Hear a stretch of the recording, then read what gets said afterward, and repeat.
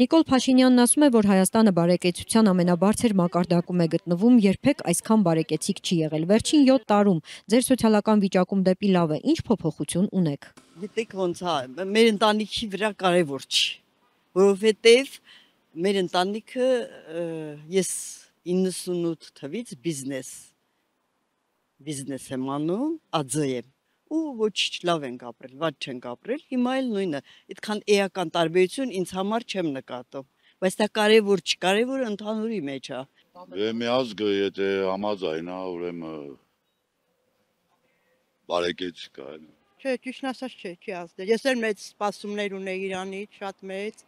բայց ճիշտն ասած այն ժամանակ ավելի լավ եմ ապրել, քան թե հիմա։ Չէ, դեն հենց ասենք չի եղել, էլի նորմալ բան չի եղել, որ ասեմ այդ մի բանը դրական ա եղել, չէ։ Որոշ մարդկանց համար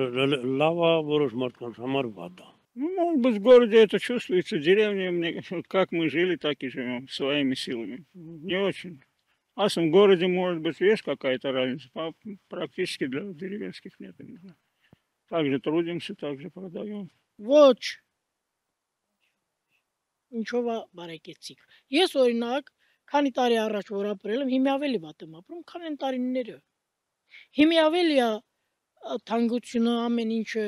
Օրինակ ես հաշմանդամ եմ։ Եթե դեղերս առնեմ, իմ թոշակը իմ դեղերին չի իքում։ Ես չեմ խոհում իմ դեղերը։